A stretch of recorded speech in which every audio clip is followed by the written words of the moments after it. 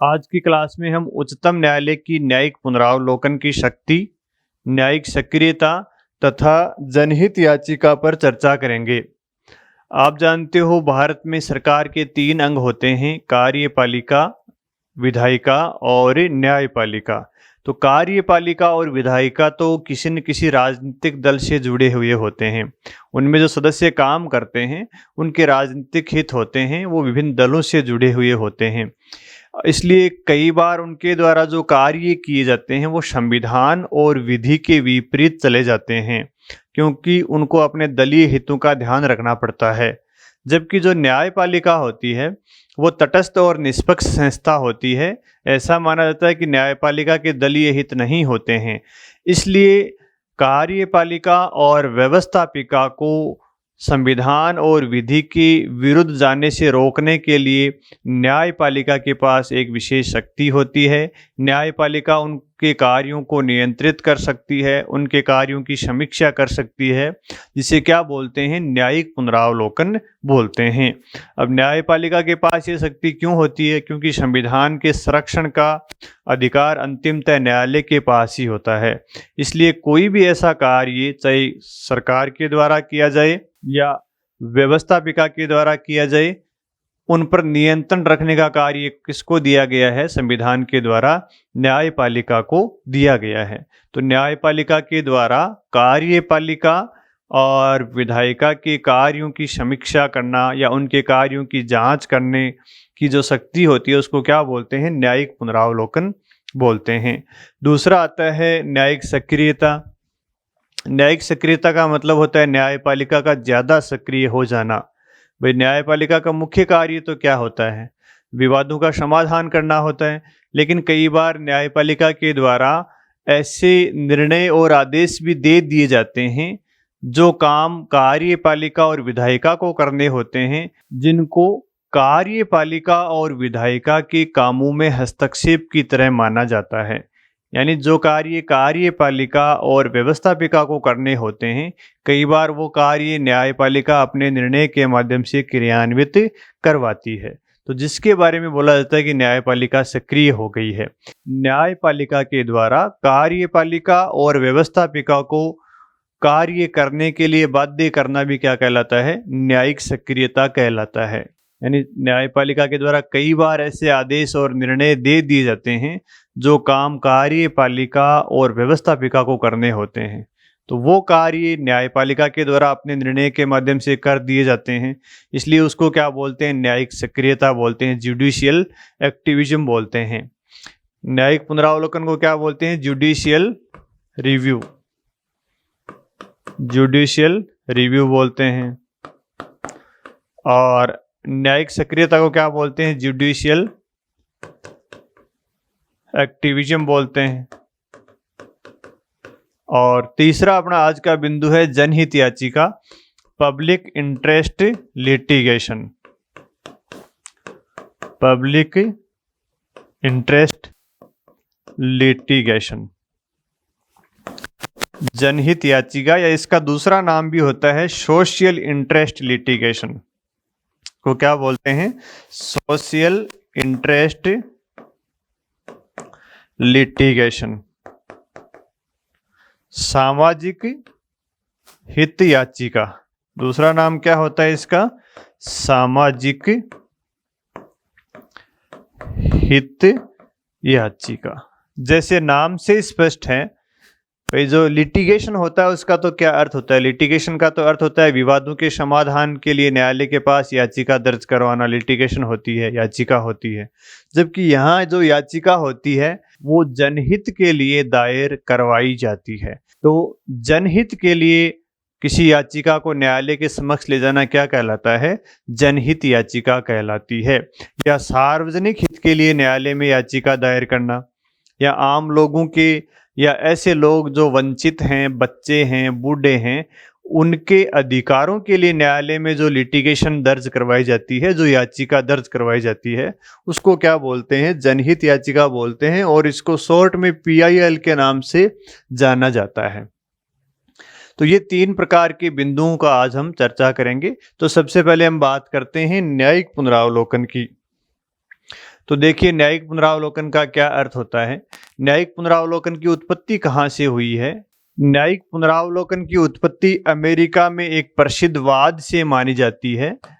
न्यायिक पुनरावलोकन की उत्पत्ति कहाँ हुई है? अमेरिका में हुई है। और अमेरिका में एक प्रसिद्ध वाद था, उसका नाम है मार्बरी बनाम मेडिसन। इस वाद से अमेरिका में न्यायिक पुनरावलोकन की उत्पत्ति मानी जाती है।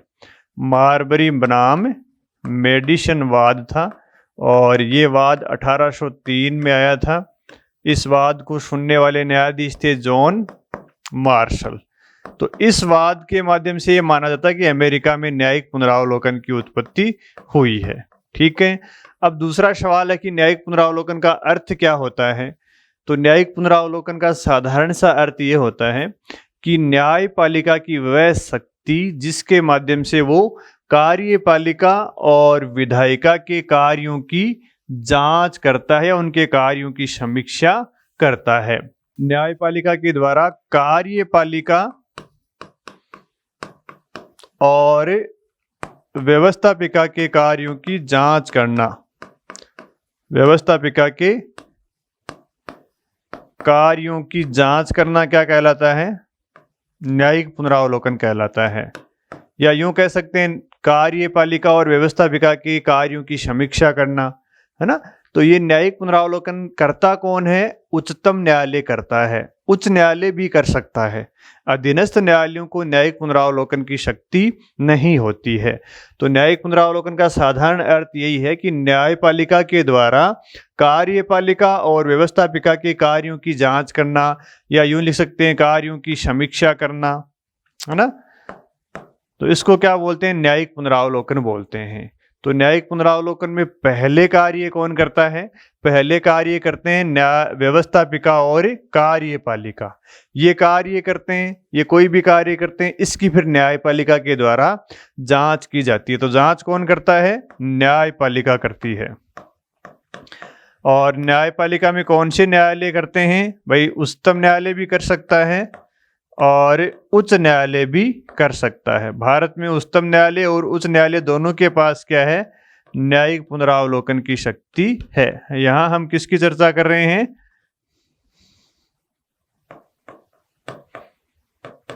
यहां हम सिर्फ उच्चतम न्यायालय की चर्चा कर रहे हैं, उच्च न्यायालय की चर्चा नहीं कर रहे हैं। तो पहले कार्य कौन करेगा? पहले कार्य करेगी व्यवस्थापिका और कार्यपालिका। बाद में किसका काम आता है? न्यायपालिका का आता है। तो न्यायपालिका क्या करती है? इनके द्वारा जो भी कार्य किए जाते हैं उन कार्यों की ये जांच करता है। अगर इनके कार्य संविधान और विधि के विरुद्ध होते हैं तो न्यायपालिका इनके कार्यों को अमान्य कर देता है। इनके द्वारा जो भी कार्य किए जाते हैं उनको अवैध घोषित कर देता है, उनको शून्य घोषित कर देता है। न्यायपालिका की इसी शक्ति को क्या बोलते हैं? न्यायिक पुनरावलोकन बोलते हैं, जुडिशियल रिव्यू बोलते हैं। अब सवाल ये उठता है कि कार्यपालिका और व्यवस्थापिका के द्वारा ऐसे कौन से कार्य किए जाते हैं जिनको न्यायपालिका जांच करती है? तो कार्यपालिका और व्यवस्थापिका के द्वारा कई काम किए जाते हैं, जैसे किसी विधि का निर्माण कर सकते हैं, ये विधि का निर्माण भी किया जाता है, संविधान में संशोधन किया जाता है और कई प्रशासनिक कार्य भी किए जाते हैं। संविधान संशोधन या प्रशासनिक कार्य या किसी नीति का निर्माण किया जाता है। ये कार्य कार्यपालिका और व्यवस्थापिका के द्वारा किए जाते हैं। व्यवस्थापिका तो विधि का निर्माण कर सकती है, संविधान में संशोधन कर सकती है, कार्यपालिका कोई प्रशासनिक कार्य कर सकती है, किसी पॉलिसी का निर्माण कर सकती है। तो किसी संविधान संशोधन विधि से या पॉलिसी या प्रशासनिक कार्य से संविधान के जो प्रावधान हैं उनका अगर उल्लंघन हो रहा है, यानी ये जो कार्य किए जाते हैं इन कार्यों से अगर कोई संविधान के प्रावधानों का उल्लंघन होता है या कोई ऐसी विधि जो संविधान के विरुद्ध बन गई है, उनको फिर न्यायपालिका के द्वारा अवैध ठहरा दिया जाता है। न्यायपालिका कार्यपालिका और विधायिका के सारे कार्यों को अवैध नहीं ठहराती है, सिर्फ उन्हीं कार्यों को अवैध ठहराती है जो विधि और संविधान के विरुद्ध होते हैं, जो संविधान के प्रावधानों के विपरीत होते हैं। सिर्फ उन्हीं कार्यों को, उसी संविधान संशोधन को, उसी विधि को या उसी पॉलिसी को न्यायपालिका अवैध ठहराती है, अमान्य करती है। न्यायपालिका के द्वारा सभी कार्यों को अवैध नहीं ठहराया जाता है। तो ये तो हो गया न्यायिक पुनरावलोकन का अर्थ। और भारत में न्यायिक पुनरावलोकन की शक्ति कौन से न्यायालयों के पास है? उच्च न्यायालय और उच्चतम न्यायालयों के पास है। अब सवाल ये उठता है कि उच्चतम न्यायालय के द्वारा जो न्यायिक पुनरावलोकन किया जाता है, कार्यपालिका और विधायिका के कार्यों की जांच की जाती है, तो ये शक्ति भारत में उच्चतम न्यायालय के पास आई कहाँ से? क्या संविधान के द्वारा उच्चतम न्यायालय को ये शक्ति प्रदान की गई है या फिर उच्चतम न्यायालय ने ये शक्ति खुद ही अर्जित कर ली है? आखिर न्यायिक पुनरावलोकन की शक्ति उच्चतम न्यायालय को कौन प्रदान करता है? कहाँ से शक्ति उच्चतम न्यायालय के पास ये आई है? क्या संविधान में इसके कोई प्रावधान किए गए हैं या फिर न्यायालय ने खुद ही इस शक्ति को अर्जित कर लिया है? तो इसमें एक बात तो ये क्लियर है कि भारत के संविधान में कहीं भी न्यायिक पुनरावलोकन शब्द का प्रयोग नहीं किया गया है। भारत के संविधान के किसी भी अनुच्छेद में, किसी भी भाग में, किसी भी अनुसूची में न्यायिक पुनरावलोकन शब्द का प्रयोग नहीं किया गया है। तो फिर न्यायालय को ये न्यायिक पुनरावलोकन की शक्ति प्राप्त कहाँ से होती है जब संविधान में इसका उल्लेख नहीं है? तो इसका उत्तर हमें अमेरिका में जो वाद आया था, मार्बरी बनाम मेडिसन, उस वाद में मिलता है। उस वाद में जॉन मार्शल ने कहा था कि जिस देश में भी संविधान लिखित है वहां पे उच्चतम न्यायालय को न्यायिक पुनरावलोकन की शक्ति अपने आप ही प्राप्त हो जाती है। किससे प्राप्त होती है? जॉन मार्शल ने क्या कहा था? जॉन मार्शल ने क्या कहा था कि जहां भी लिखित संविधान है, लिखित संविधान होने से उच्चतम न्यायालय को न्यायिक पुनरावलोकन की शक्ति अपने आप ही प्राप्त हो जाती है। अब क्यों होती है ऐसा, उन्होंने क्यों कहा था? तो इसका उत्तर देखिए। उन्होंने कहा कि जहां लिखित संविधान है वहां दो प्रकार की विधियां होती हैं। पहले प्रकार की विधि तो क्या हो गई? संविधान हो गया, जो किसी भूभाग में क्या होती है? सर्वोच्च विधि होती है। संविधान क्या होता है? किसी भी भूभाग में सर्वोच्च विधि होती है, इससे ऊपर कोई भी विधि नहीं होती। और दूसरी विधि क्या हो गई? संसदीय विधि होती है, जिस विधि का निर्माण संसद के द्वारा किया जाता है। ये बात किसने कही थी? जॉन मार्शल ने कही थी कि जहां लिखित संविधान होता है वहां पर उस देश में दो प्रकार की विधियां होती हैं। एक तो संवैधानिक विधि हो गई जो सर्वोच्च विधि हो गई, दूसरी संसदीय विधि हो गई जो संसद के द्वारा निर्मित की जाती है। तो ये जो सर्वोच्च विधि है, संविधान है, इसके विरुद्ध संसद के द्वारा कोई भी विधि का निर्माण नहीं किया जा सकता, क्योंकि ये तो क्या है? सर्वोच्च है और बाकी की जो विधियां हैं वो इससे नीचे की विधियां हैं। तो संसद के द्वारा ऐसी कोई विधि का निर्माण नहीं किया जा सकता जो संविधान के प्रावधानों के विपरीत हो। अगर ऐसी कोई विधि का निर्माण किया जाता है तो फिर उच्चतम न्यायालय क्या करता है? उस विधि को समीक्षा करता है। अगर वो संविधान के विरुद्ध है तो उच्चतम न्यायालय उसको अवैध घोषित कर देता है, क्योंकि संविधान की सुरक्षा का दायित्व किसको दिया गया है? संविधान के संरक्षण का दायित्व उच्चतम न्यायालय को दिया गया है। तो भारत में न्यायिक पुनरावलोकन कहाँ से आता है? तो भारत में भी आप देखते हो लिखित संविधान है। तो भारत में लिखित संविधान होने के कारण भारत में भी दो प्रकार की विधियां हैं। एक तो संविधान हो गया, दूसरा संसदीय विधियां हो गई। संविधान सर्वोच्च विधि है, संसदीय विधियां इसके नीचे हैं। तो संसदीय विधि के द्वारा ऐसी कोई विधि का निर्माण नहीं किया जा सकता जो संविधान के विरुद्ध हो। अगर ऐसी विधि का निर्माण किया जाता है तो फिर न्यायपालिका क्या करता है? उस विधि को अवैध या अमान्य घोषित कर देता है। क्यों करता है? क्योंकि न्यायपालिका संविधान के संरक्षक की भूमिका में रहता है। संविधान और विधि के संरक्षण का कार्य संविधान के द्वारा न्यायपालिका को दिया जाता है। तो भारत में न्यायिक पुनरावलोकन की उत्पत्ति कहाँ से हुई है? भारत में न्यायिक पुनरावलोकन की शक्ति कहाँ से आई? क्योंकि भारत में लिखित संविधान है और लिखित संविधान होने के कारण न्यायिक पुनरावलोकन की शक्ति आ गई न्यायालय के पास, नंबर एक। और दूसरा क्या कारण है भारत में न्यायिक पुनरावलोकन का? दूसरा कारण है मूल अधिकार। जिस देश में मूल अधिकार नागरिकों को दिए हुए होते हैं वहां पे कोई भी ऐसी विधि नहीं बनाई जा सकती जो मूल अधिकारों का उल्लंघन करती हो। और ये भारत के संविधान में अनुच्छेद 13(2) में लिखा हुआ भी है। 13(2) में क्या लिखा हुआ है अनुच्छेद में? जब अपने मूल अधिकारों को देखा था, आपको बताया था कि राज्य के द्वारा कोई ऐसी विधि नहीं बनाई जाएगी जो मूल अधिकारों के विपरीत हो, मूल अधिकारों के प्रतिकूल हो। अगर कोई ऐसी विधि बना दी जाती है जो मूल अधिकारों के प्रतिकूल हो या इनके विरुद्ध हो, तो वो विधि क्या हो जाएगी? अवैध हो जाएगी। और अवैध करने का कार्य कौन करेगा? न्यायपालिका करेगी, क्योंकि मूल अधिकारों के संरक्षक का कार्य किसको दिया गया है? न्यायपालिका को दिया गया है। कहाँ दिया गया है? अनुच्छेद 32 में दिया गया है। कहाँ दिया गया है? अनुच्छेद 32 में। और कहाँ दिया गया? अनुच्छेद 226 में। अनुच्छेद 32 में तो सुप्रीम कोर्ट को दिया गया है मूल अधिकारों की सुरक्षा का दायित्व, मूल अधिकारों को लागू करवाने की शक्ति।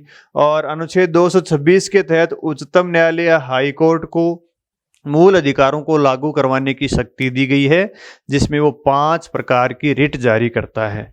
तो जिस देश में मूल अधिकार होते हैं वहां न्यायालय के पास न्यायिक पुनरावलोकन की शक्ति आ जाती है। तो भारत में भी भाग 3 में अनुच्छेद 12 से 35 तक लोगों के पास मूल अधिकार हैं और उनकी सुरक्षा करने का दायित्व किसके पास है? सुप्रीम कोर्ट और हाई कोर्ट के पास है, अनुच्छेद 32 और 226 के तहत।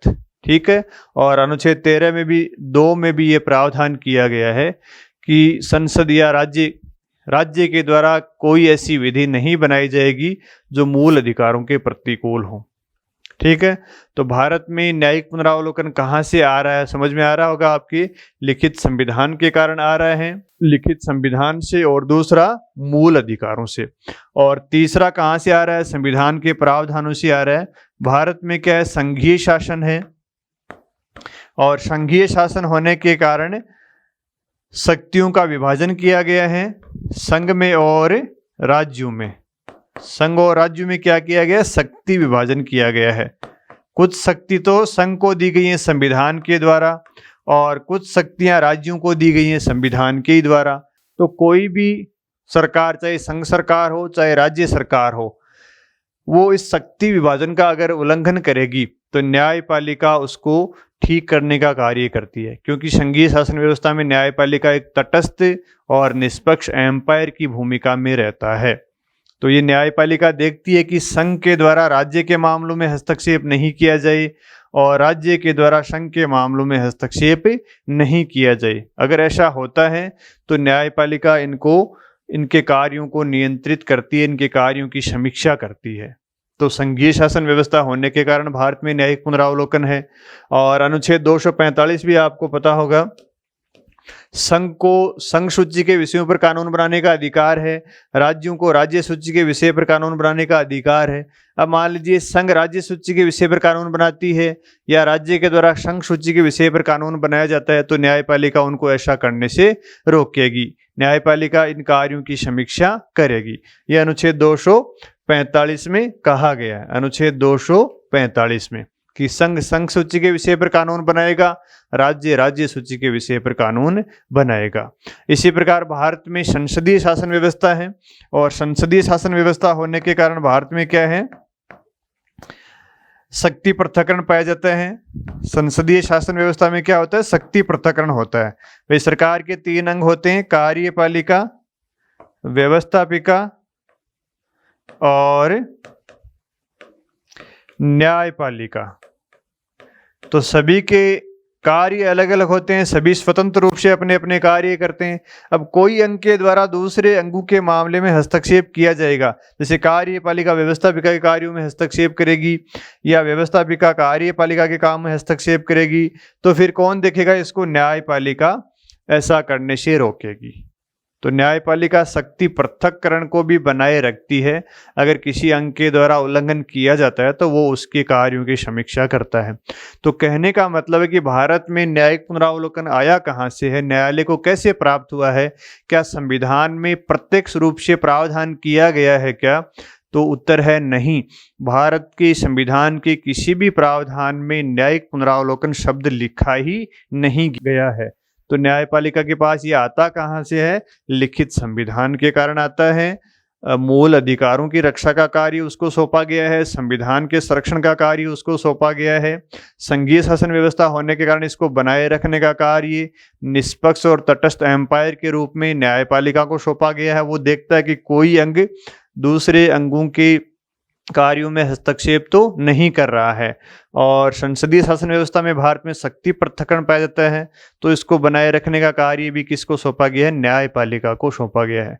तो इन सभी प्रावधानों के कारण भारत में उच्चतम न्यायालय के पास न्यायिक पुनरावलोकन की शक्ति आ जाती है। और कई अनुच्छेद भी हैं न्यायिक पुनरावलोकन की शक्ति प्रदान करते हैं, जैसे अनुच्छेद 13(2) है, अनुच्छेद 32, अनुच्छेद 226, अनुच्छेद 245, अनुच्छेद 131, 132, 133, जिनको हमने प्रारंभिक क्षेत्राधिकार, अपीलीय क्षेत्राधिकार इनके माध्यम से पढ़ा था, अनुच्छेद 145।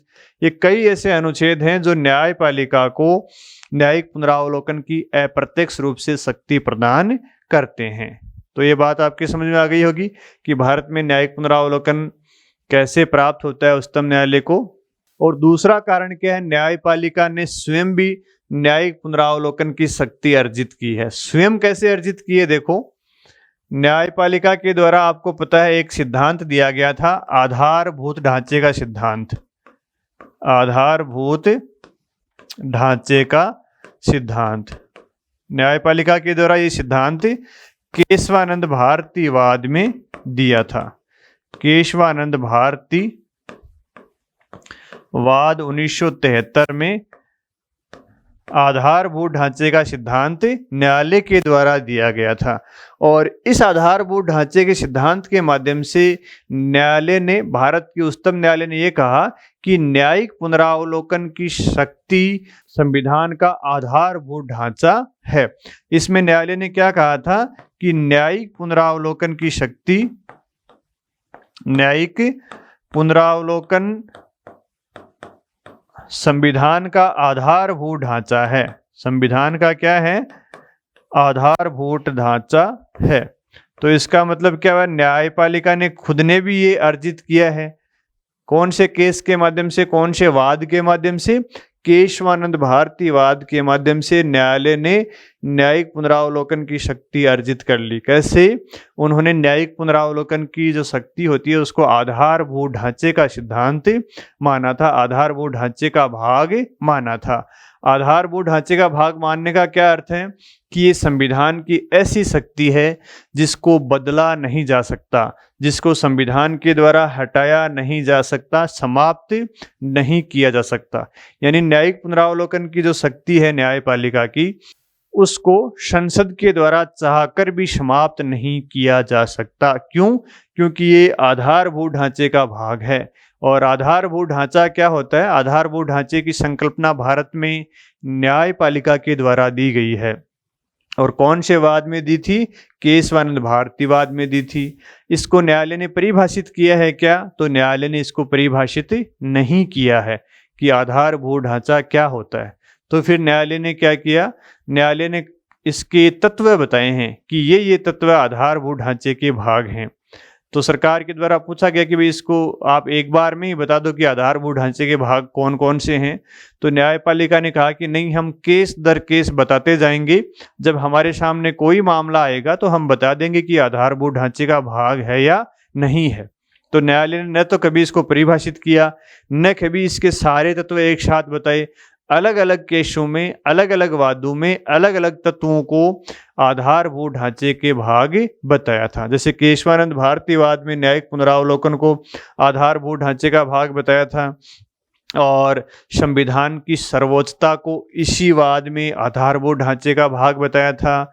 गणतांत्रिक व्यवस्था को इसी वाद में आधारभूत ढांचे का भाग बताया था। संसदीय व्यवस्था को इसी वाद में आधारभूत ढांचे का भाग बताया था। तो ये न्यायालय के द्वारा जो ही उनके सामने कोई वाद आता था तो उन्होंने उसमें से बता दिया कि ये भाग आधारभूत ढांचे का भाग है। ठीक है, जैसे विधि का शासन आधारभूत ढांचे का भाग है, स्वतंत्र और निष्पक्ष चुनाव आधारभूत ढांचे का भाग है, धार्मिक स्वतंत्रता या पंथ निरपेक्षता आधारभूत ढांचे का भाग है। कई तत्वों को उच्चतम न्यायालय के द्वारा आधारभूत ढांचे का भाग अलग अलग केसों में बताया था। तो और अपन 2-3 केस देखना चाहें जिसमें न्यायपालिका के द्वारा न्यायिक पुनरावलोकन को आधारभूत ढांचे का भाग बताया, तो दूसरे केस कौन से हैं? मिनर्वा मिल्स का वाद था, मिनर्वा मिल्स वाद 1980। इसमें भी सुप्रीम कोर्ट के द्वारा जुडिशियल रिव्यू को यानी न्यायिक पुनरावलोकन को क्या बताया था? आधारभूत ढांचे का भाग बताया था। और मिनर्वा मिल्स वाद में सुप्रीम कोर्ट ने मूल अधिकार और नीति निर्देशित तत्वों को आपस में एक दूसरे के पूरक भी बताया था। लेकिन यहाँ हम किसकी बात करें? न्यायिक पुनरावलोकन की। इसलिए हम उन्हीं तत्वों की बात करेंगे जो आधारभूत ढांचे के अंतर्गत न्यायिक पुनरावलोकन को शामिल किया था। तो मिनर्वा मिल्स में भी न्यायिक पुनरावलोकन क्या बताया था? आधारभूत ढांचे का भाग। इसी प्रकार एसआर बॉम्बई वाद न्यायिक पुनरावलोकन को आधारभूत ढांचे का भाग बताया था। केशवानंद भारती वाद के बाद में कई और केसों में भी न्यायिक पुनरावलोकन को न्यायालय के द्वारा आधारभूत ढांचे का भाग बताया था। तो मेरे कहने का मतलब यही है कि भारत में न्यायिक पुनरावलोकन कहाँ से आया है? एक तो न्यायालय के द्वारा अर्जित किया गया है खुद ही आधारभूत ढांचे के माध्यम से, न्यायालय के द्वारा आधारभूत ढांचे के माध्यम से अर्जित किया है इसको। और दूसरा, भारत में लिखित संविधान होने के कारण, मूल अधिकारों के कारण, संघीय शासन के कारण और संसदीय शासन व्यवस्था के कारण भी न्यायालय के पास न्यायिक पुनरावलोकन की शक्ति प्राप्त हो जाती है। और कई अनुच्छेद हैं जिसमें 13(2) को अभी हमने बताया था, अनुच्छेद 32, अनुच्छेद 226, अनुच्छेद 245, अनुच्छेद 131, अनुच्छेद 132, 33, 145, इन अनुच्छेदों के द्वारा भी न्यायपालिका के पास न्यायिक पुनरावलोकन की शक्ति आ जाती है। ठीक है, तो ये न्यायिक पुनरावलोकन हो गया भारत में। उसके बाद देखते हैं क्या भारत में कभी न्यायिक पुनरावलोकन किया गया है क्या? तो भारत में कई बार न्यायपालिका के द्वारा कार्यपालिका और विधायिका के कार्यों की जांच की गई है, उनके कार्यों का पुनरावलोकन किया गया है। जैसे उदाहरण के द्वारा देखें तो आपने गोलकनाथ वाद सुना होगा। गोलकनाथ वाद के अंतर्गत 1967 में 17वें संविधान संशोधन का न्यायिक पुनरावलोकन किया था। 17वें संविधान संशोधन का न्यायिक पुनरावलोकन कौन से वाद में किया था? गोलकनाथ वाद में। यानी संसद के द्वारा जो 17वां संविधान संशोधन किया गया था उसका इस वाद के अंतर्गत न्यायिक पुनरावलोकन किया गया था। इसी प्रकार आपको पता होगा बैंकों का राष्ट्रीयकरण किया गया था भारत में। बैंकों का राष्ट्रीयकरण 14 बैंकों का 1969 में इंदिरा गांधी के द्वारा राष्ट्रीयकरण किया गया था। न्यायपालिका के द्वारा बैंकों के राष्ट्रीयकरण की भी समीक्षा की थी। इसका भी न्यायिक पुनरावलोकन करते हुए राष्ट्रीयकरण को क्या ठहरा दिया था? अवैध ठहरा दिया था। और कौन से वाद में ठहरा था? आर.सी. कूपर वाद। आर.सी. कूपर वाद 1970 के अंतर्गत न्यायपालिका ने बैंकों के राष्ट्रीयकरण का न्यायिक पुनरावलोकन किया था और बैंकों के राष्ट्रीयकरण को अमान्य घोषित कर दिया था। इसी प्रकार हम देखें प्रिवी पर्स की समाप्ति की गई थी इंदिरा गांधी के द्वारा। प्रिवी पर्स की समाप्ति का भी उच्चतम न्यायालय के द्वारा न्यायिक पुनरावलोकन माधवराव सिंधिया वाद में किया था। माधवराव सिंधिया वाद 1971 में। इस वाद के अंतर्गत प्रिवी पर्स की समाप्ति को भी उच्चतम न्यायालय ने क्या ठहरा दिया था? न्यायिक पुनरावलोकन करते हुए अवैध ठहरा दिया था। यानी इंदिरा गांधी के द्वारा राजा महाराजाओं को जो पेंशन दी जाती थी जिसको प्रिवी पर्स बोलते हैं उसको समाप्त कर दिया गया था। तो राजा महाराजाओं ने उसको उच्चतम न्यायालय में चुनौती दी। तो उच्चतम न्यायालय ने कहा कि प्रिवी पर्स की समाप्ति का जो कार्य है वो अवैध है, इसको अमान्य घोषित किया जाता है। तो ये माधवराव सिंधिया वाद 1971 में न्यायिक पुनरावलोकन किया गया था। और इसी प्रकार आपको पता होगा संविधान संशोधन 24, 25, 26 और 29, ये 4 संविधान संशोधनों का केशवानंद भारती वाद में न्यायिक पुनरावलोकन किया था। केशवानंद भारतीवाद, जिसकी अभी हमने चर्चा की थी, 1973 का केस था। तो इस वाद के अंतर्गत इन 4 संविधान संशोधनों का एक साथ न्यायिक पुनरावलोकन किया था। तो न्यायालय के द्वारा कई बार संविधान संशोधनों को भी अमान्य और अवैध घोषित किया गया था, कई बार मान्य घोषित किया। यानी जो कार्य संविधान और विधि के विपरीत थे उनको न्यायालय के द्वारा अमान्य, अवैध और शून्य घोषित कर दिया गया था, और जो ठीक थे उनको ठीक मान लिया। तो इस प्रकार भारत में उच्चतम न्यायालय के द्वारा कई बार न्यायिक पुनरावलोकन किया गया है। और इसका सबसे ताजा उदाहरण देखें अपन तो आपको पता होगा, एनजेएसी की बात हमने की थी। इस आयोग का भारत में गठन किया गया था और 99वें संविधान संशोधन 2014 के द्वारा एनजेएसी का भारत में गठन किया था। यानी राष्ट्रीय न्यायिक नियुक्ति आयोग का निर्माण 99वें संविधान संशोधन के द्वारा सरकार के द्वारा किया गया था। और संविधान में अनुच्छेद 124A, 124B, 124C ये 3 क्लॉज जोड़ दिए थे और इस आयोग का गठन किया था।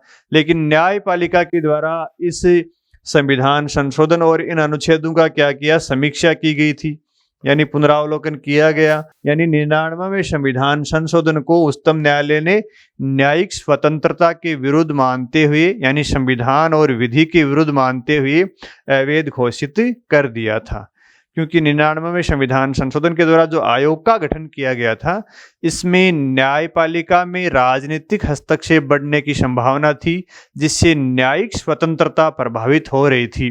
न्यायिक स्वतंत्रता संविधान का आधारभूत ढांचे का भाग है, इसलिए न्यायपालिका के द्वारा इस संविधान संशोधन की समीक्षा करते हुए, इसका पुनरावलोकन करते हुए इसको अवैध घोषित कर दिया। तो इसका मतलब यह है कि न्यायपालिका के द्वारा न्यायिक पुनरावलोकन कई मौकों पर किया गया है और कार्यपालिका और व्यवस्थापिका के कार्यों को कई बार अवैध और अमान्य घोषित किया है। तो सरकार ने क्या किया? क्या सरकार ने इससे बचने के लिए कोई उपाय किया है क्या? और सरकार के द्वारा न्यायिक पुनरावलोकन से बचने के लिए संविधान में एक नई अनुसूची जोड़ी और उस अनुसूची का नाम है 9वीं अनुसूची। संविधान में जो 12 अनुसूचियां हैं उसमें से 9वीं जो अनुसूची है वो प्रथम संविधान संशोधन के द्वारा जोड़ी थी। और ये 9वीं अनुसूची इसलिए जोड़ी थी ताकि सरकार के द्वारा बनाए गए कानूनों को न्यायिक पुनरावलोकन से बचाया जा सके। क्योंकि 9वीं अनुसूची में ये प्रावधान कर दिया था कि जिन कानूनों को 9वीं अनुसूची में रख देंगे, इस अनुसूची में जिनको डाल देंगे, उनका न्यायिक पुनरावलोकन नहीं हो सकता, चाहे वो कानून मूल अधिकारों का हनन ही क्यों नहीं करें।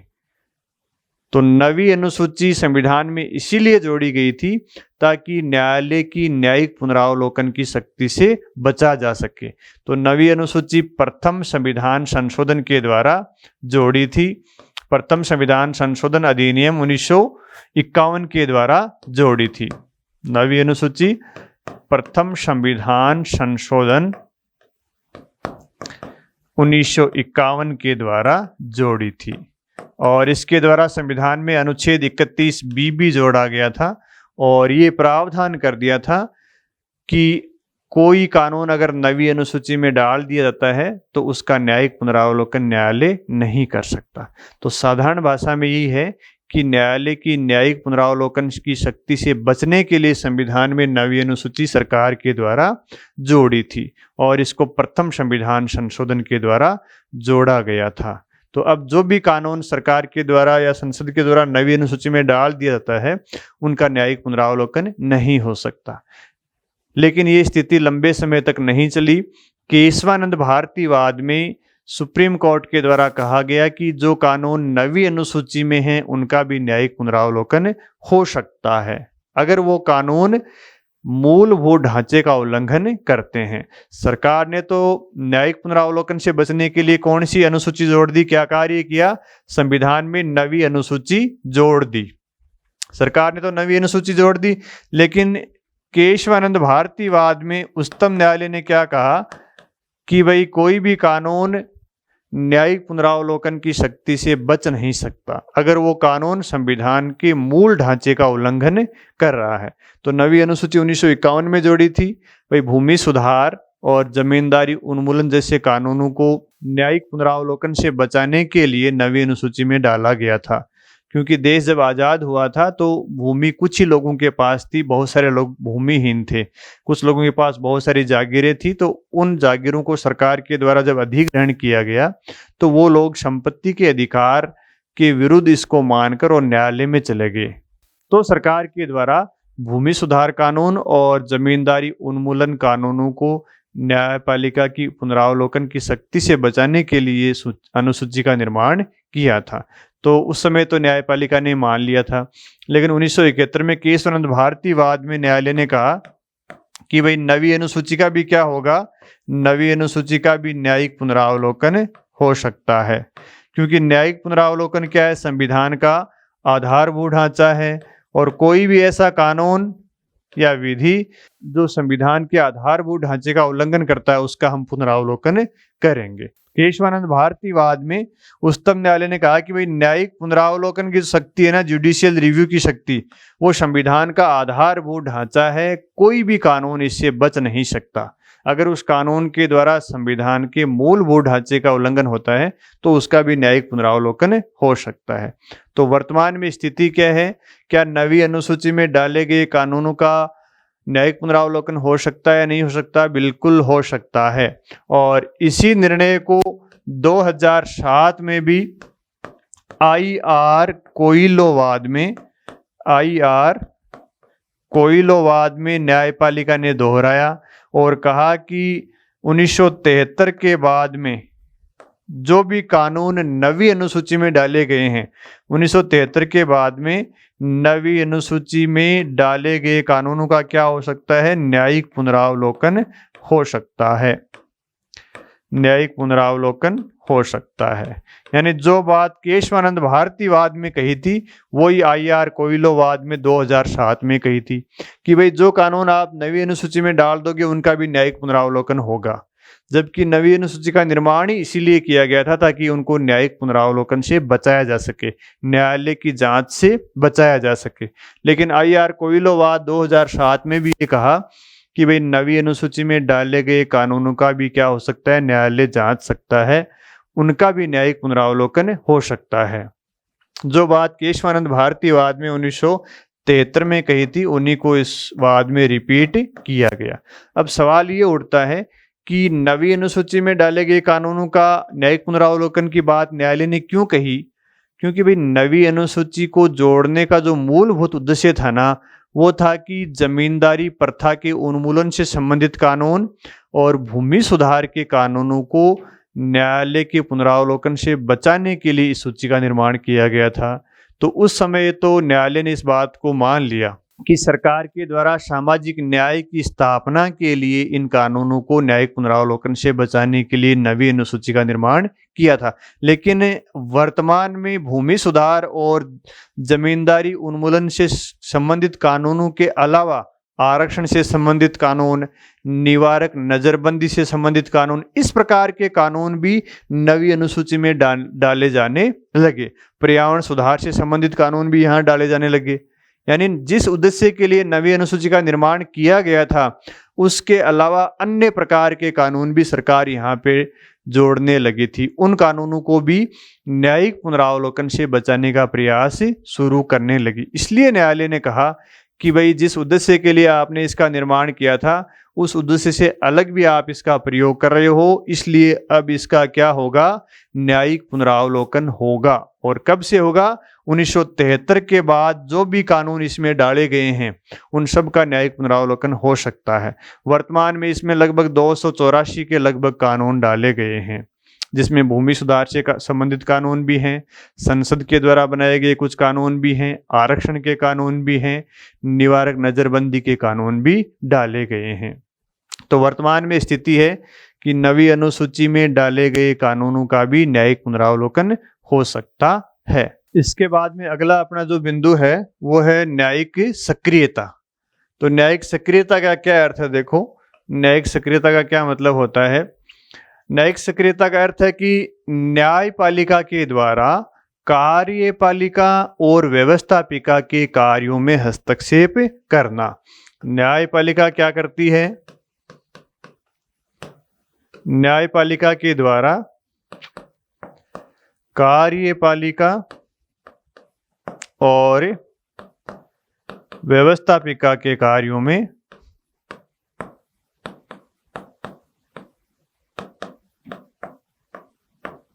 हस्तक्षेप करना, या कार्यपालिका और व्यवस्थापिका को अपने दायित्व के निर्वहन के लिए बाध्य करना।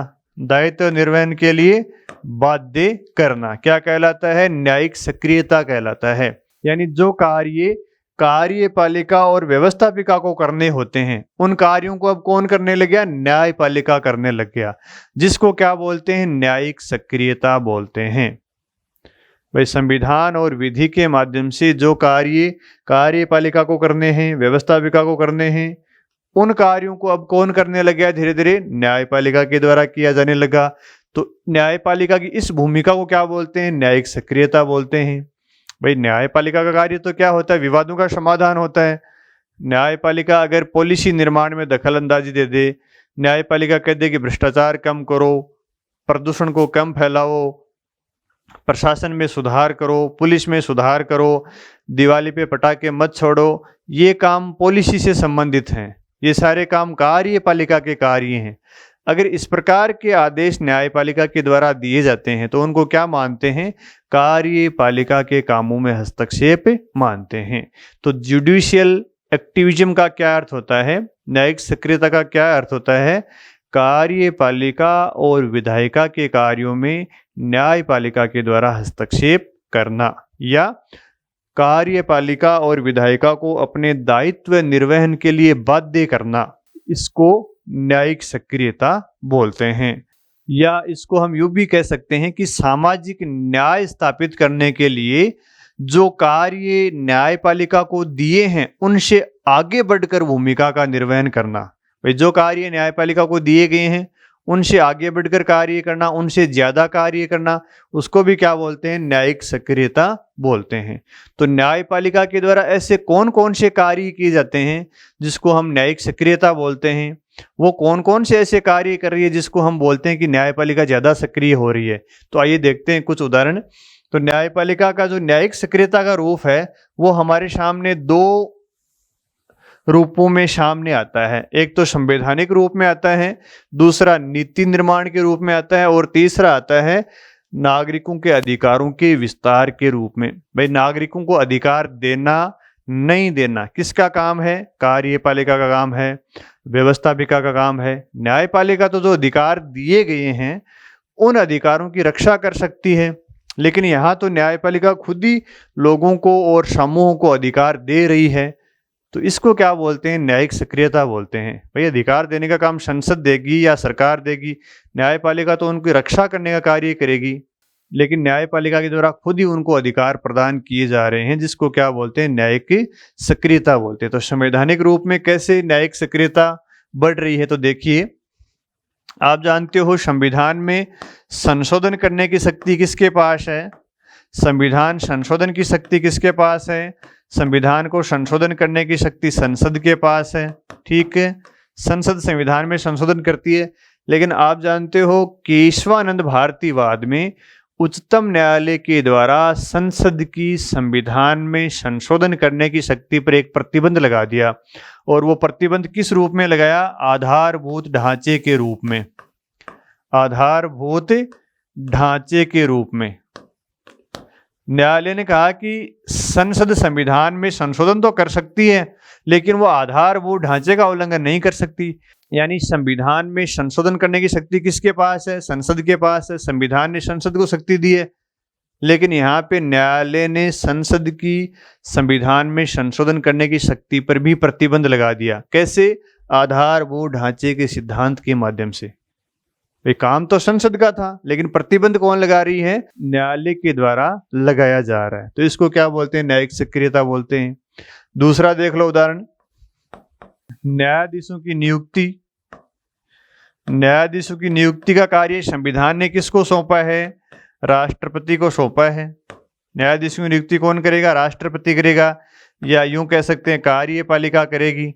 संविधान ने तो कार्यपालिका या राष्ट्रपति को न्यायाधीशों की नियुक्ति का कार्य दिया है, लेकिन न्यायपालिका के द्वारा राष्ट्रपति के इस कार्य को छीन लिया गया। कैसे छीन लिया गया?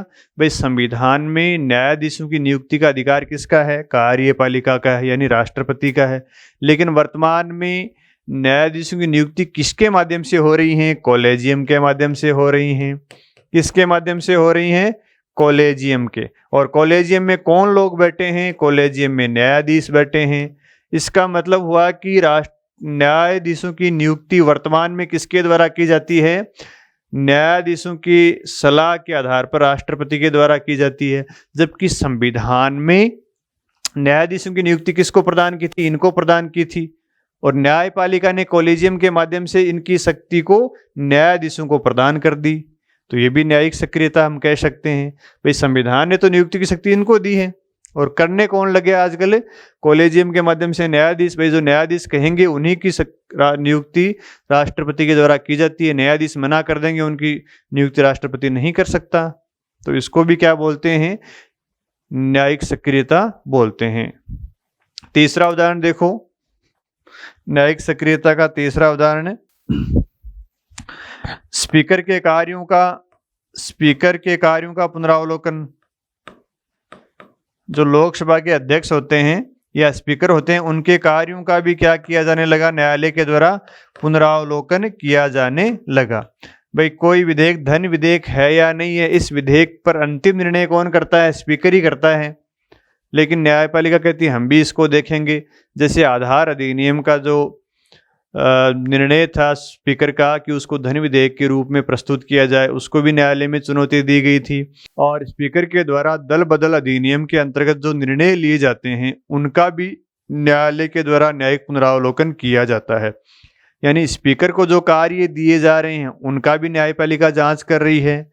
और इसी प्रकार और अगर उदाहरण देखें अपन, मूल अधिकारों की व्याख्या में भी नवीन अप्रोच का प्रयोग किया जा रहा है। न्यायपालिका के द्वारा मूल अधिकारों की व्याख्या करते समय मूल अधिकारों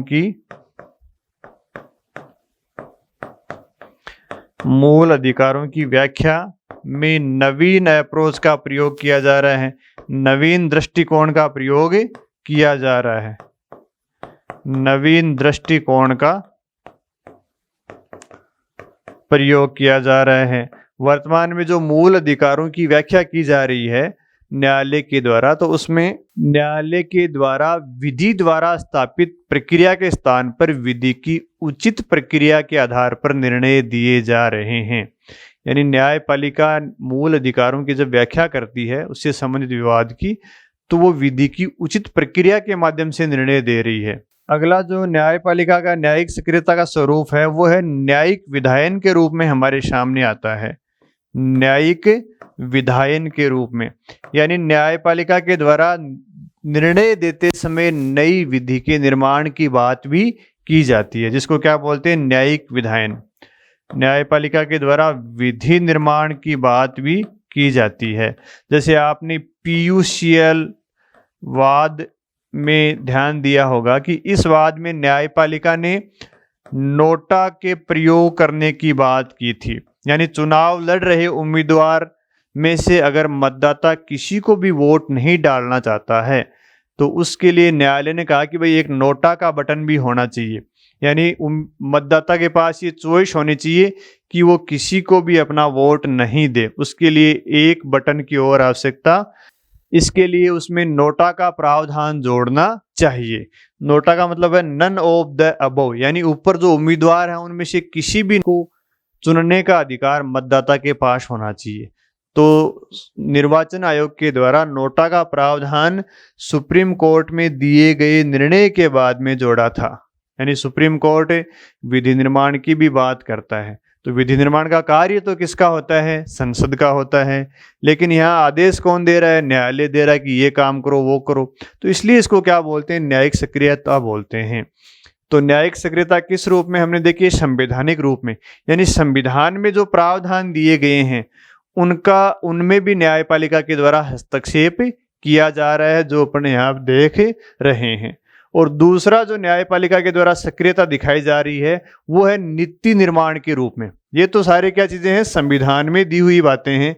संविधान संशोधन संविधान में है, न्यायाधीशों की नियुक्ति के प्रावधान संविधान में है, जो धीरे धीरे कौन छीन रही है, न्यायपालिका छीन रही है। स्पीकर के कार्य संविधान में दिए गए हैं। मूल अधिकारों की व्याख्या का मामला संविधान का है, जिसको न्यायपालिका नवीन अप्रोच का प्रयोग कर रही है। विधि निर्माण का कार्य संविधान में दिया गया है, लेकिन न्यायपालिका धीरे धीरे अपने हाथ में ले रही है। तो ये सारे मामले क्या है, संवैधानिक हैं। अब दूसरा जो मामला है न्यायिक सक्रियता का, वो आता है पॉलिसी निर्माण के रूप में। यानी न्यायपालिका के द्वारा संविधान में जो प्रावधान दिए गए हैं वहां तो हस्तक्षेप किया ही किया जा रहा है, उसके अलावा भी न्यायपालिका के द्वारा नीति निर्माण के काम में भी हस्तक्षेप किया जा रहा है। भाई नीति निर्माण का कार्य तो किसका होता है, नीति निर्माण करने का कार्य तो कार्यपालिका का होता है। नीति निर्माण करने का कार्य किसका होता है, कार्यपालिका का होता है, सरकार का होता है। लेकिन न्यायपालिका भी नीति निर्माण के कार्यों में हस्तक्षेप करने लग गई। कैसे, न्यायपालिका के द्वारा कहा गया कि भाई पटाखों को बैन कीजिए, दिवाली पे जो पटाखे छोड़ रहे हैं उनको बैन कीजिए। न्यायपालिका कह रही है कि हाईवे पर शराब मत बेचिए, हाईवे पर शराब को प्रतिबंध कर दिया। हाईवे पर शराब को प्रतिबंध करने की न्यायपालिका के द्वारा बात की गई है। न्यायपालिका कह रही है कि प्रशासन में सुधार कीजिए, प्रशासनिक सुधार के निर्देश न्यायपालिका के द्वारा दिए गए हैं। पर्यावरण संरक्षण के आदेश न्यायपालिका के द्वारा दिए गए हैं। चुनाव में सुधार से संबंधित आदेश न्यायपालिका के द्वारा दिए गए हैं। पुलिस सुधार की बात न्यायपालिका के द्वारा की गई है। तो यहाँ पे जो सारे मुद्दे हम देख रहे हैं ये पॉलिसी निर्माण से संबंधित हैं, नीति निर्माण के विषय हैं।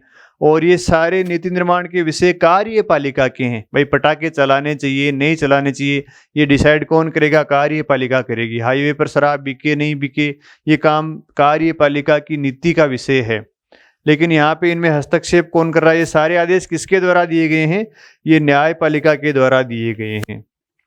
तो जो काम कार्यपालिका को दिया गया था वहां भी न्यायपालिका हस्तक्षेप कर रही है। किस रूप में, नीति निर्माण के रूप में। और न्यायपालिका कह रहा है कि भाई जो गेहूं सड़ रहे हैं गोदामों में उनका वितरण कीजिए।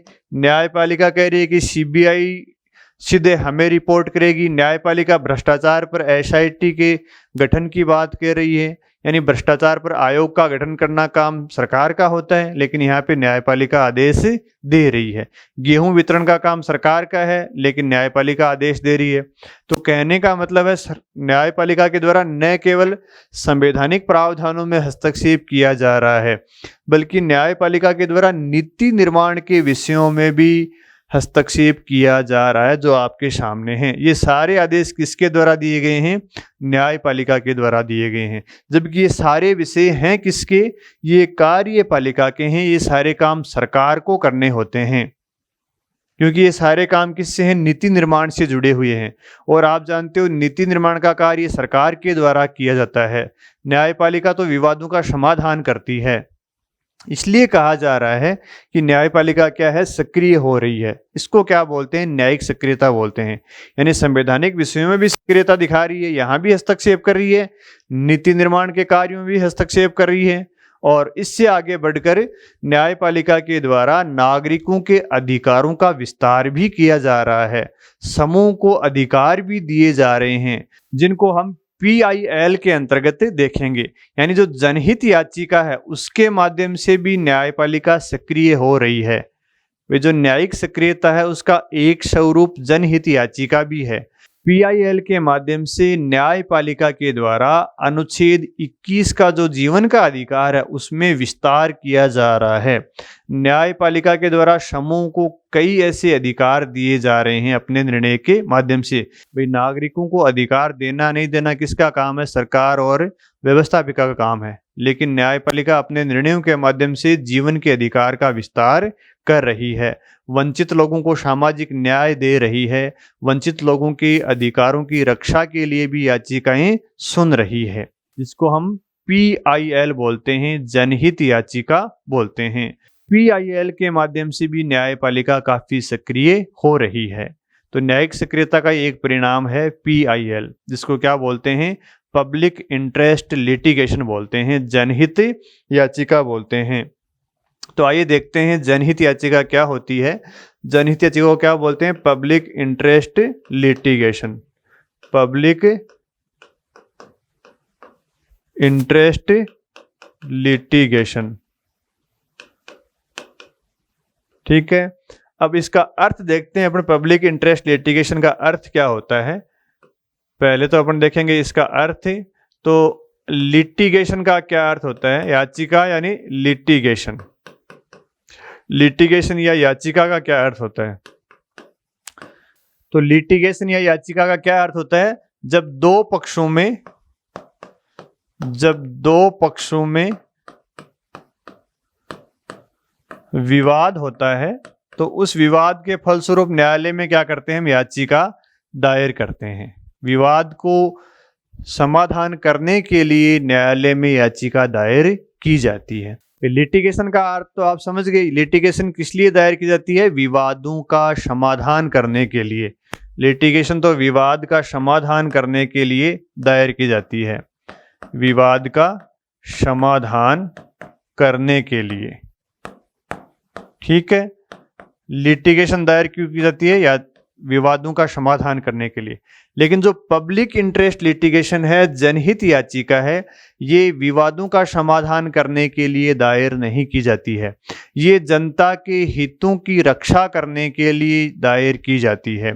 तो यहाँ पे जो याचिका होती है, ये विवादों के समाधान के लिए नहीं होकर समूह के अधिकारों के लिए दायर की जाती है, समूह के या जनहित के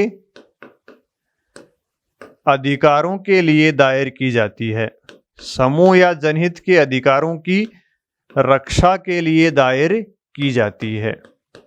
तो ऐसी याचिका जो आम जनता के लिए, सार्वजनिक हित के लिए, समाज के हित के लिए या समूह के अधिकारों की रक्षा के लिए दायर की जाती है, उसको क्या बोलते हैं, पब्लिक इंटरेस्ट लिटिगेशन बोलते हैं।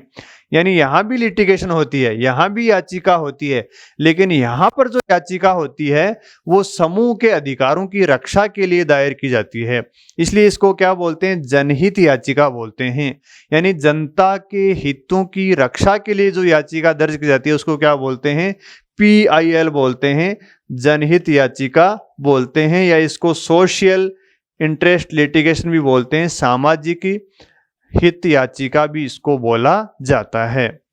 यहाँ पे विवादों का समाधान नहीं किया जाता, यहाँ पे क्या किया जाता है, आम जनता के या समाज के या सार्वजनिक हित के या सार्वजनिक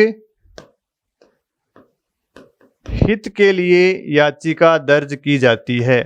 और जो जनहित याचिका होती है वो व्यक्तिगत हित के लिए कभी भी दर्ज नहीं की जाती है। तो इसका मतलब ये हुआ कि जनहित याचिका क्या होती है, आम जनता, समाज या सार्वजनिक हित के लिए जो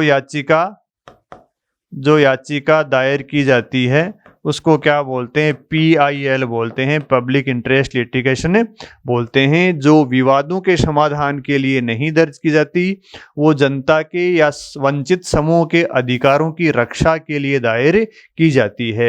यहाँ समूह कौन से हैं भाई, जो छोटे बच्चे होते हैं, बच्चे हो सकते हैं, मजदूर हो सकते हैं, श्रमिक हो सकते हैं, मजदूर या श्रमिक हो सकते हैं, महिलाएं हो सकती हैं, SC ST के लोग हो सकते हैं जिनको अपने अधिकारों की जानकारी नहीं होती, या ऐसे लोग जो न्यायालय में जाने में सक्षम नहीं हैं। भाई बच्चे कहाँ न्यायालय में जाएंगे, कूड़ा कचरा बीनने वाले कहाँ न्यायालय में जाएंगे, उनको जानकारी नहीं है।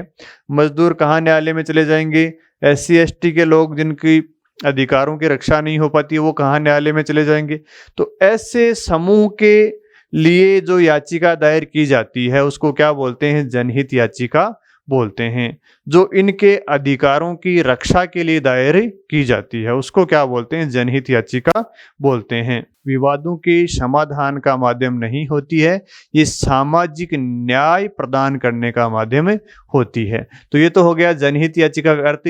अब इसको अपन दूसरे रूप में समझें जनहित याचिका को अगर दूसरे रूप में समझें तो देखिए, आप जानते हो जब किसी व्यक्ति के अधिकारों का हनन होता है तो वो उच्चतम न्यायालय में जाता है अनुच्छेद 32 के तहत, और उच्चतम न्यायालय में अधिकारों की रक्षा के लिए एक प्रक्रिया होती है ना। उस प्रक्रिया का क्या नाम है? वादी प्रतिवादी प्रक्रिया, वादी और प्रतिवादी प्रणाली बोलते हैं। वादी प्रतिवादी प्रणाली में या तो न्यायालय में वादी जाएगा जिसके अधिकारों का हनन हुआ है, या तो वो जाएगा न्यायालय में, या जिसने अधिकारों का हनन किया है वो न्यायालय में जाएगा। और ये न्यायालय में किसके माध्यम से जाएंगे? ये वकील के माध्यम से जाएंगे। वकील करना पड़ेगा, वकील की फीस देनी पड़ेगी, इनको साइन करने पड़ेंगे बहुत सारे कागजों पर। ये न्यायालय की प्रक्रिया है जिसको हम वादी प्रतिवादी प्रक्रिया बोलते हैं। वादी का मतलब जिसके अधिकारों का हनन हुआ है, प्रतिवादी का मतलब जिसने अधिकारों का हनन किया है।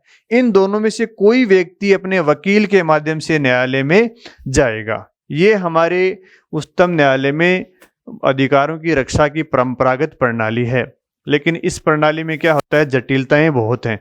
एक तो प्रक्रिया ही इसकी बहुत जटिल है, दूसरी बात इसके जो वकील होते हैं उसकी फीस बहुत होती है, लाखों में फीस होती है, 2 लाख 3 लाख 1.5 लाख।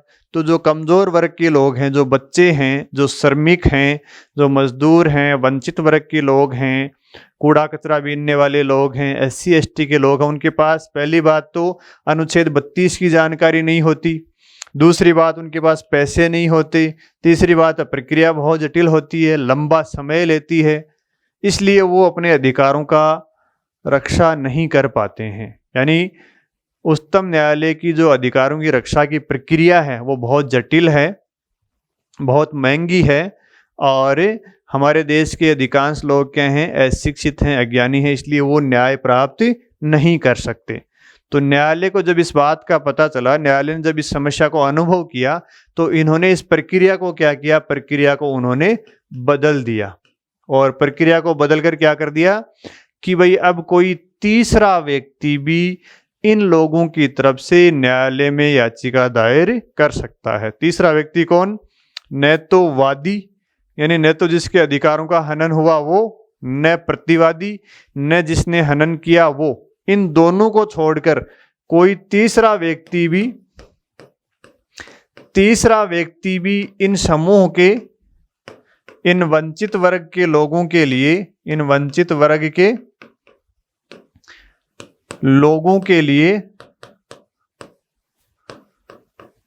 न्यायालय में जा सकता है, इनके अधिकारों की रक्षा के लिए न्यायालय में जा सकता है। यानी न्यायालय के द्वारा वादी प्रतिवादी प्रक्रिया को बदलकर और ये कह दिया कि भाई जो वंचित वर्ग के लोग हैं, जो बच्चे हैं, जो SC ST के लोग हैं, महिलाएं हैं, मजदूर, श्रमिक हैं, इनकी तरफ से कोई तीसरा व्यक्ति भी इनके अधिकारों की रक्षा के लिए न्यायालय में जा सकता है।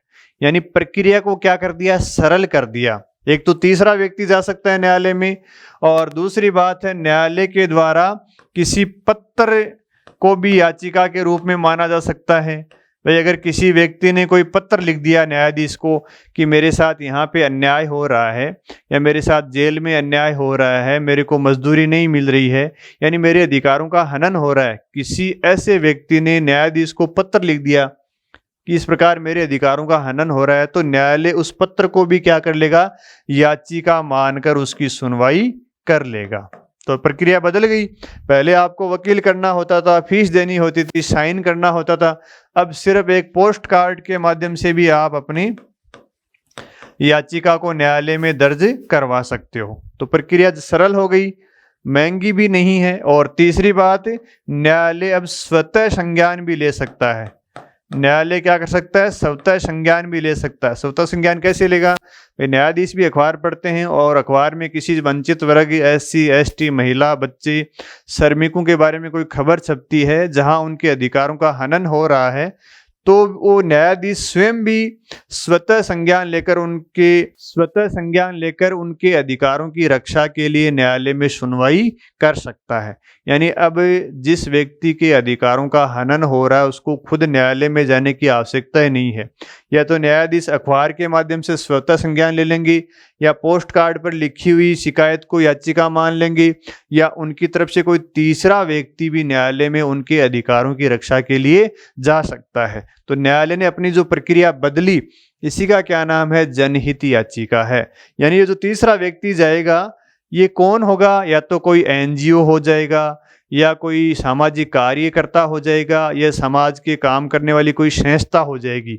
ये लोग भी वंचित वर्ग के अधिकारों की रक्षा के लिए न्यायालय में जा सकते हैं। और किसके लिए जाएंगे हमने आपको बता दिया। अब जो बच्चे होते हैं उनके अधिकारों के लिए, श्रमिकों के अधिकारों के लिए, महिलाओं के अधिकारों के लिए, SC ST के अधिकारों के लिए, इनके अधिकारों के लिए न्यायालय में अब कोई भी व्यक्ति याचिका दर्ज कर सकता है, जिसको क्या बोलते हैं, जनहित याचिका बोलते हैं। तो भारत में जनहित याचिका की शुरुआत कब हुई और किसने की थी?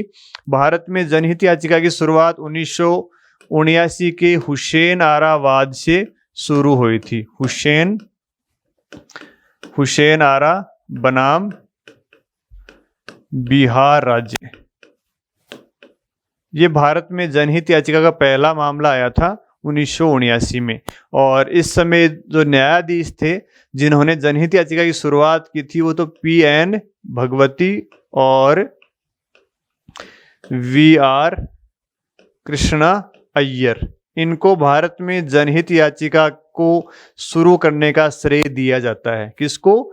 PN भगवती को और VR कृष्णा अय्यर को। ये जनहित याचिका के भारत में जनक माने जाते हैं।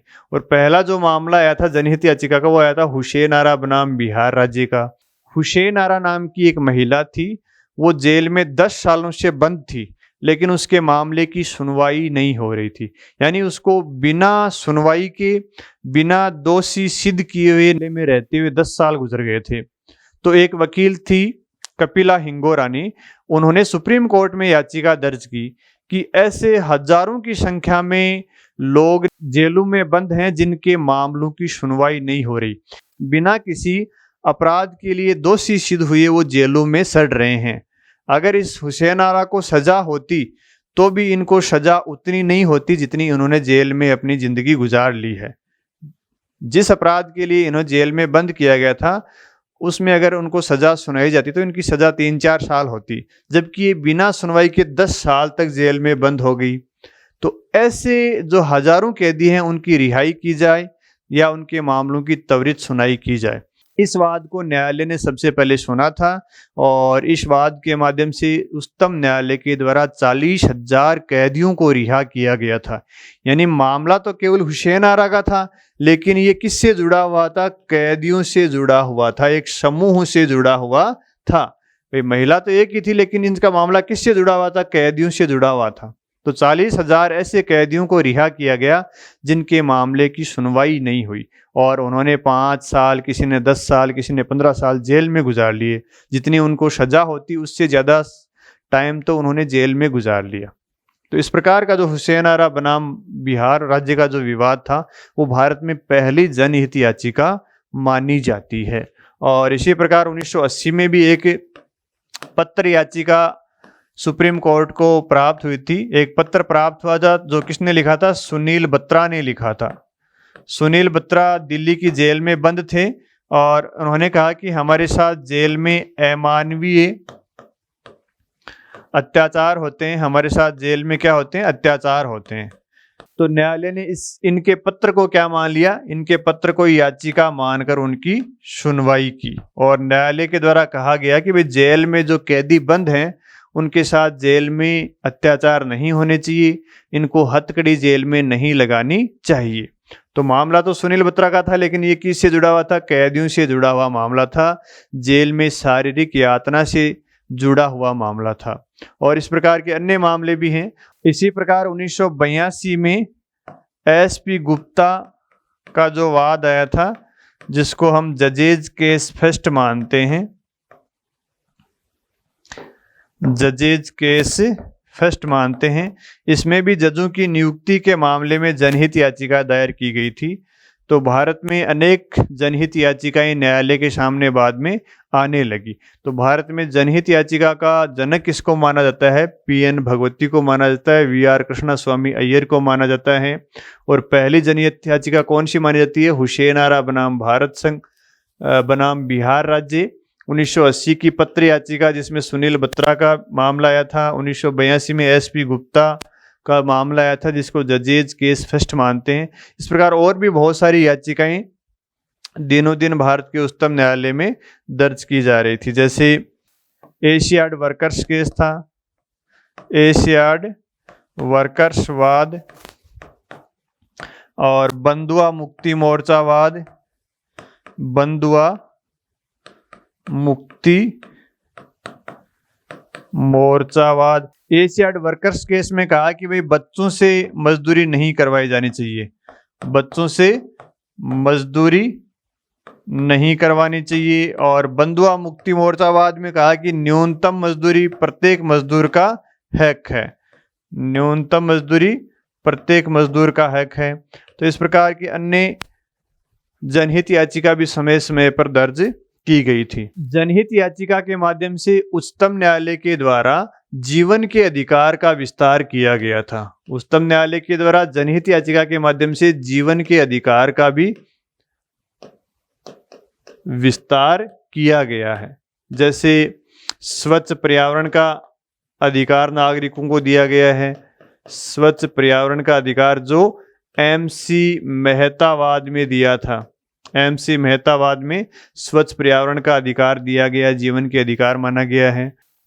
इसी प्रकार मोहिनी जैनवाद में शिक्षा के अधिकार की बात की गई है।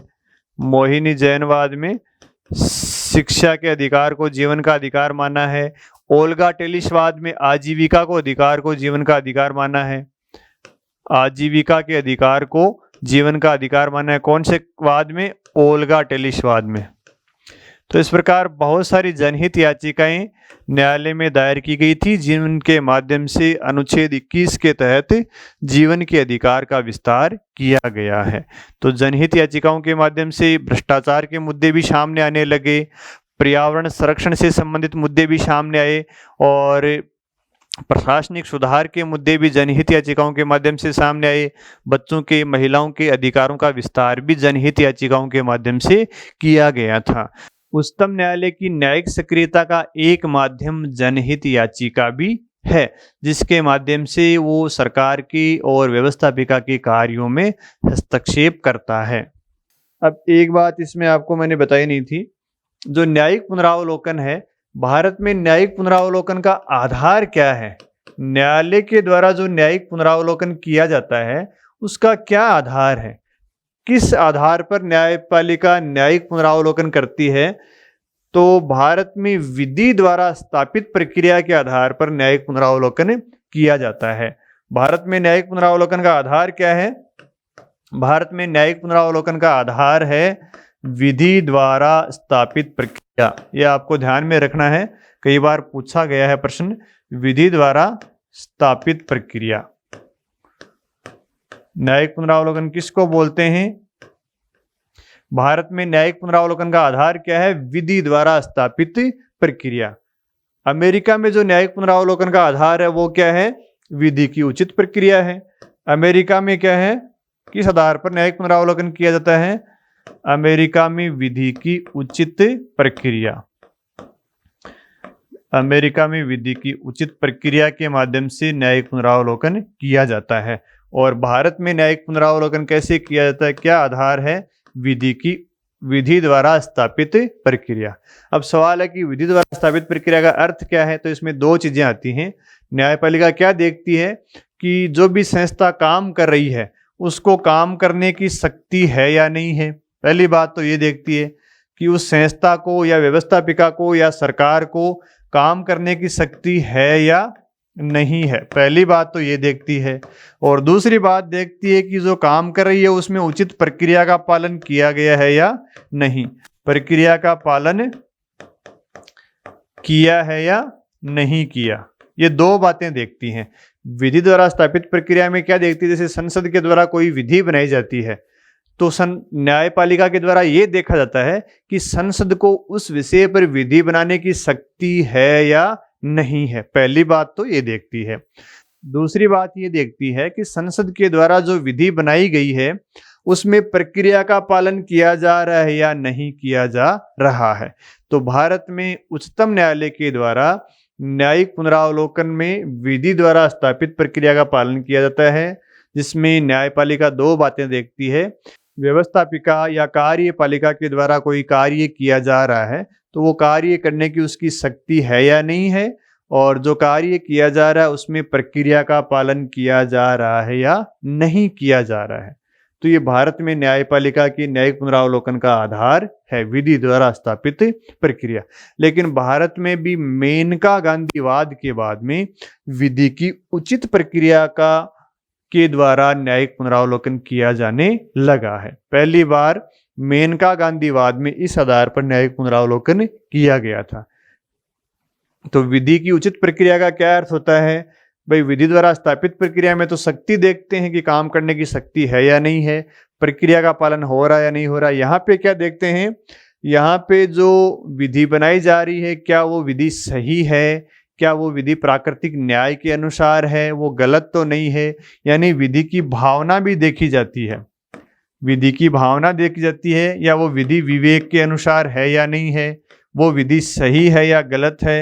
यानी विधि की बनाने की शक्ति भी है, प्रक्रिया का भी पालन किया जा रहा है। फिर ये देखा जाता है कि वो विधि सही है या गलत है, उसको सही गलत की कसौटी पर भी कसा जाता है।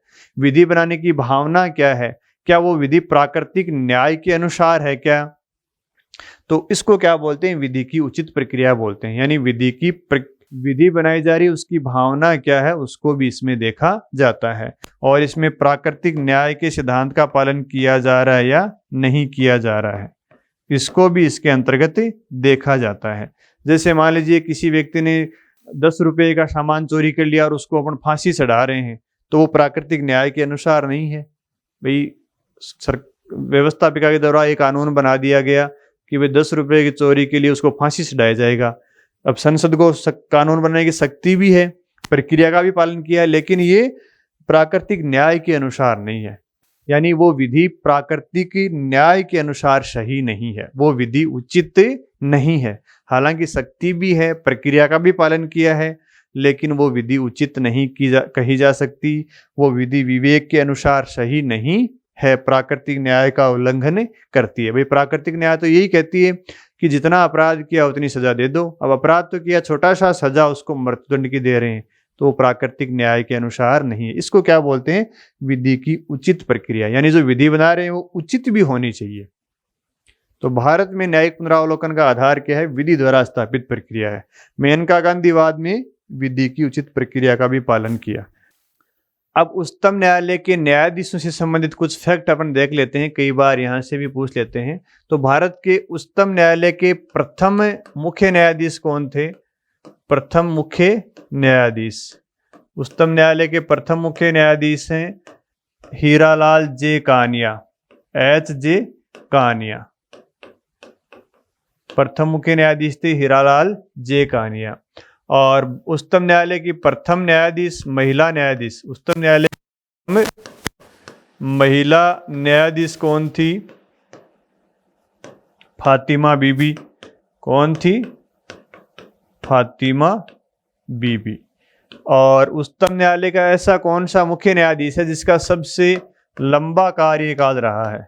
सबसे लंबा कार्यकाल किसका? मुख्य न्यायाधीश का। मुख्य न्यायाधीश को क्या बोलते हैं? CJI बोलते हैं। तो वर्तमान में जो मुख्य न्यायाधीश है ना चंद्रचूड़, इनके पिताजी थे YV चंद्रचूड़। YV चंद्रचूड़, इनका सबसे लंबा CJI के रूप में कार्यकाल रहा था। और सबसे छोटा कार्यकाल किसका रहा मुख्य न्यायाधीश के रूप में? राजेंद्र बाबू का रहा था। इनका कार्यकाल तो 7 वर्ष का रहा था, है ना। और राजेंद्र बाबू का मुख्य न्यायाधीश के रूप में कार्यकाल कितना रहा था? 30 दिन का। ठीक है। और उच्चतम न्यायालय के एक न्यायाधीश ऐसे रहे हैं जो बाद में लोकसभा के स्पीकर भी बने थे। तो ऐसे कौन से न्यायाधीश हैं जो लोकसभा के स्पीकर बने थे? स्पीकर बने थे के.एस. हेगड़े। के.एस. हेगड़े उच्चतम न्यायालय के ऐसे न्यायाधीश हैं जो बाद में भारत की लोकसभा के स्पीकर भी बने थे। और कौन से ऐसे न्यायाधीश हैं जिन्होंने कार्यवाहक राष्ट्रपति के रूप में भी कार्य किया और बाद में भारत के उपराष्ट्रपति बने? तो कार्यवाहक राष्ट्रपति के रूप में कार्य करने वाले न्यायाधीश कौन है? हिदायतुल्ला। कौन है? हिदायतुल्ला। और बाद में ये भारत के उपराष्ट्रपति भी बने थे। बाद में क्या बने थे? ये भारत के उपराष्ट्रपति भी बने थे। उपराष्ट्रपति भी बने थे।